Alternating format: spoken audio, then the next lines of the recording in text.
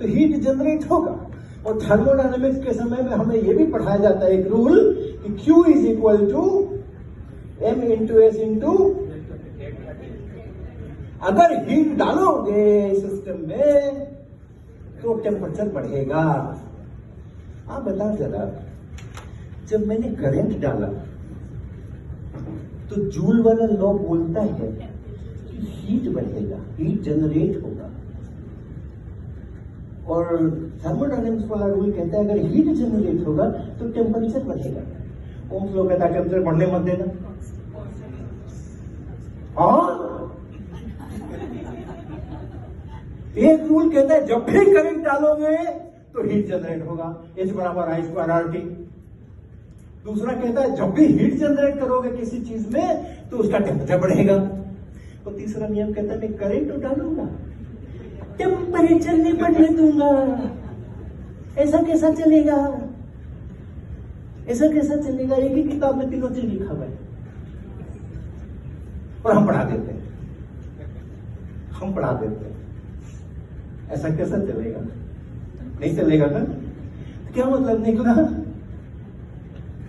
हमें चिंतन करना चाहिए, हम चिंतन नहीं करते।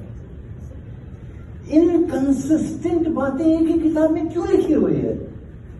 और इनकंसिस्टेंट बातें अगर किताब में लिखी हुई है तो वो संसद में सवाल क्यों नहीं उठाए जा रहे हैं? मैं आज बता रहा था रास्ते में अनुजा जी को, एक बार मैं ऐसे ही कुछ वर्कशॉप दिया छत्तीसगढ़ में टीचर, तो हमने वहां पे उस समय, ये 20 साल पुरानी बात है, तो मेरा अभी जितना जोश खरोश है उससे उस समय बहुत ज्यादा जोश खरोश था। तो हमने बोल दिया कि एनसीईआरटी में जो चीजें लिखी हुई है उसमें बहुत सारी चीजें घपले वाली है, गलत है ना? गलत, ये गलत है ना बात, ये बात है ना गलत? आप कैसे उन सबको मैं बोलते हो कि एट कांस्टेंट टेम्परेचर, जब आप कह रहे हो करंट में डाल रहा हूं, और करंट डालोगे हीट जनरेट होगी, वो भी आप पढ़ा रहे हो। हीट जनरेट होगी तो टेम्परेचर बढ़ेगा, वो भी आप पढ़ा रहे हो। और उधर उनसे भी डेफिनेशन पढ़ा रहे हो। तो ऐसे कई सारे कुछ एक्सपेरिमेंट्स थे, एक्टिविटी जो उसमें लिखी थी, जो हमने करने की बहुत कोशिश की, हुई नहीं हमसे। तो हमने बोल दिया, बोला हमें पता भी नहीं था, पता होता भी तो क्या था, समझ नहीं थी ज्यादा उस दिन। वहां पे एक अखबार, लोकल अखबार के रिपोर्टर बैठे हुए थे।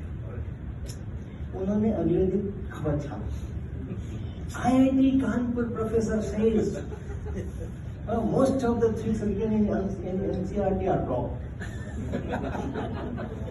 लोकल अखबार था, नेशनल नहीं था।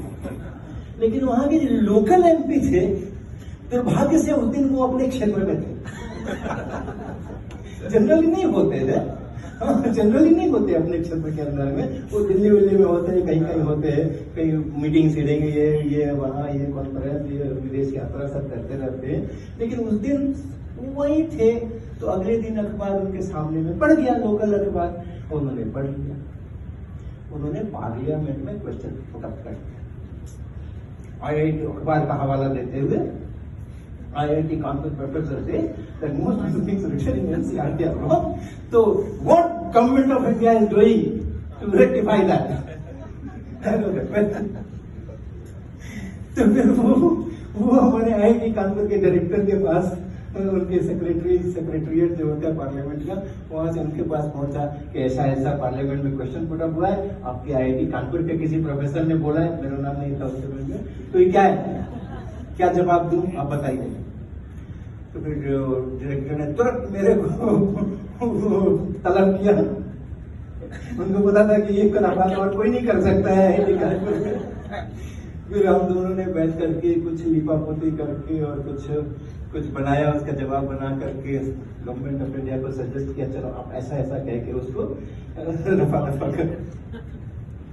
और नहीं तो इसलिए जब आप उसको टेम्परेचर, अच्छा ये बताओ, अब एक सप्लीमेंट्री क्वेश्चन है, संसद में भी एक क्वेश्चन पूछा जाता है, फिर उसके मिनिस्टर उसका जवाब देते हैं, फिर उसको एक चांस दिया जाता है कुछ सप्लीमेंट्री क्वेश्चन अगर पूछना है उस जवाब के बाद।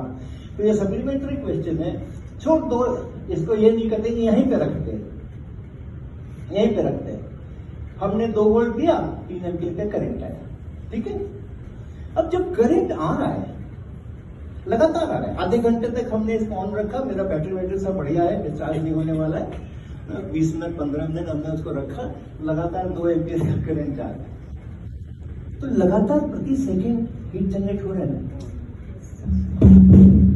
Q बराबर ms डेल्टा टी से हर सेकंड जितनी देर में आधे घंटे ऑन रखूं तो उसको तो टेम्परेचर बढ़ता रहना चाहिए। होता है क्या? हाँ, थोड़ा थोड़ा बढ़ता है, तो बढ़ने के बाद फिक्स हो जाता है। रूम टेम्परेचर से शुरू किया था, थोड़ा गर्म हो जाता है, फिर वो थोड़ा ही गर्म रहता है। ऐसा नहीं कि 15 मिनट रखा तो थोड़ा रेड हॉट हो गया, 20 मिनट रखा तो थोड़ा येलो हो गया, और ज्यादा रखा तो पूरा व्हाइट हो गया। ऐसे तो नहीं होता ना। लॉस भी होता है, लॉस भी होता है, और जितना लॉस होता है उतने अगर इधर से इनपुट जा रहा है I2RT उतना ही तो एक इक्विलिब्रियम आ जाता है। लेकिन अगर मैंने करंट को इंक्रीज कर दिया तो वो इक्विलिब्रियम फिर गड़बड़ाता है, फिर थोड़ा और दूसरी जगह पे इक्विलिब्रियम आता है ना। तो पहला केस और दूसरा केस जो था हमारा, उसमें आपके इक्विलिब्रियम जो आए हैं अलग अलग टेम्परेचर पर आए हैं, इसलिए उनके रेसिस्टेंसेस भी अलग अलग है। V/I सेम नहीं है, और रेसिस्टेंस इंक्रीज किया है क्योंकि हमने बढ़ाया है, हमने करंट बढ़ाया है, तो रेसिस्टेंस इंक्रीज किया है। टेम्परेचर बढ़ता है तो वो भी है ना, वो भी फॉर्मूला बताते हैं, RT = R0 × 1 + अल्फा। और वो रेसिस्टेंस बढ़ने के कारण से V/I जो है वो घटता है। डबल नहीं हो करके करंट डबल नहीं हो करके रेसिस्टेंस बढ़ गया है, तो डबल से थोड़ा कम हो जाएगा। Okay, good.